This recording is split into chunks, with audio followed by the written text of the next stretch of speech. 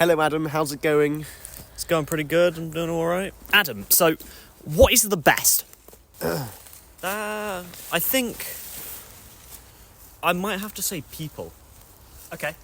Obviously, having these kind of social groups would obviously be the most important and I would say the best thing that we can have. That's a very wise answer, my friend. What is the worst? The worst. What is the worst? That is a tricky one. Should we just stop and discuss here? Oh, watch your step. I think it's.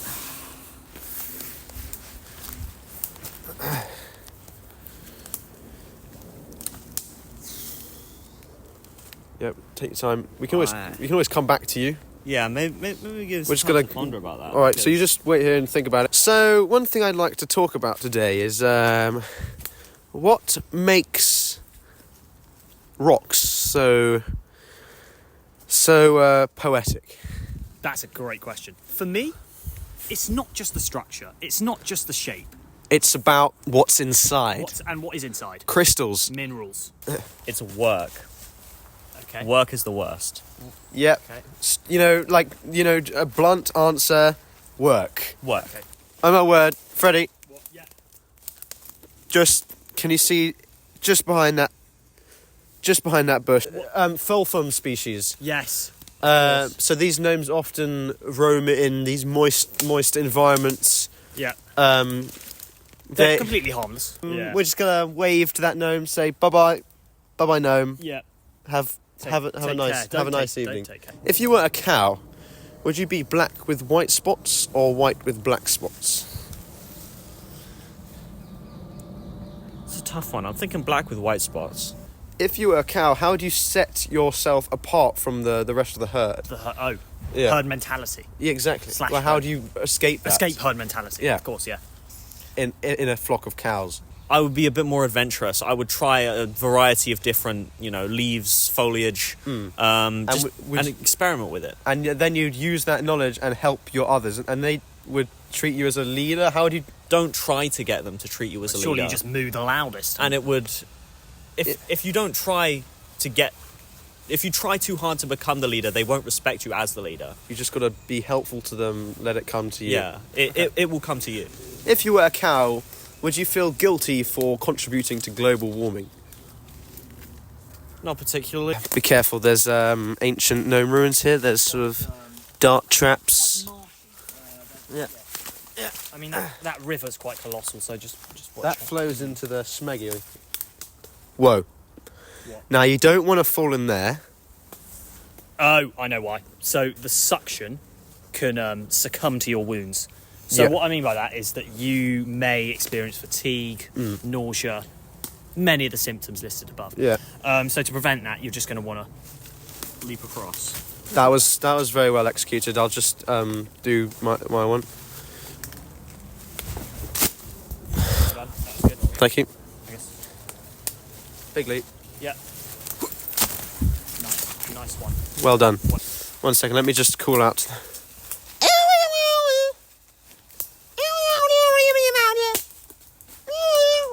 So they've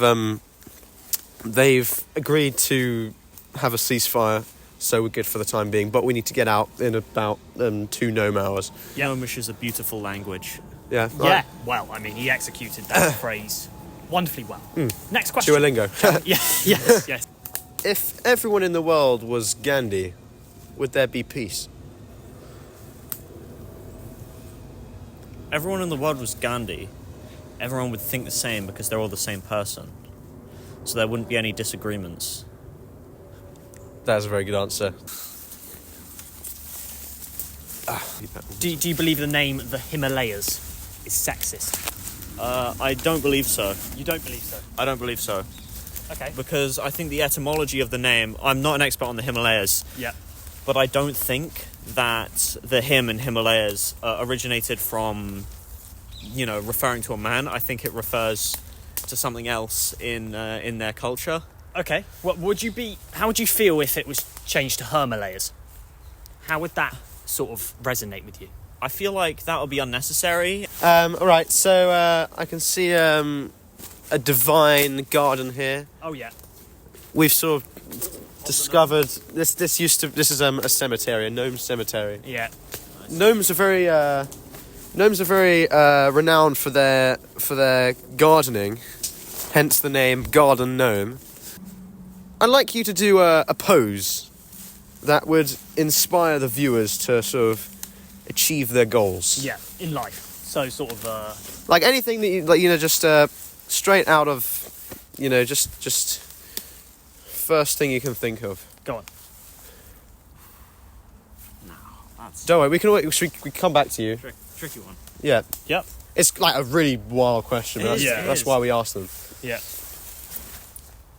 Mental. Wicked. Of course. Okay. Right. Okay. So then. Okay. So we're just gonna go. So if you could just take a seat there, that would be. we're gonna use that. No. Oh. To perch it like this. Okay. Just have a seat, I suppose. For the final question, what's the most schizophrenic thing you've ever done, Mr. Barnsdale? I don't know. I don't think I did get in that dog cage once. Okay. I wondered if I could fit in it, and I needed to test it with the scientific method. So I got inside, and I could, in fact, fit inside the dog cage. Could you get out once you got in? I could. It was not particularly difficult. Okay. Well, that's good to know. Obviously, if you were still in that dog cage, you wouldn't be here today. Of course. It's It's just, it's quite a relief that we didn't need to get external assistance at the time. Thank you very much for joining us on this podcast. We've had Thank you. a brilliant time. The Forest Talk Productions team have gifted you this can of organic butter beans. Thank you very much. So thank you for coming on. We thought it was the least we could do Yeah. is to give you some beans. Thank you. Thank you, viewers. Thank you so much for watching once again. Signing out. Bye-bye.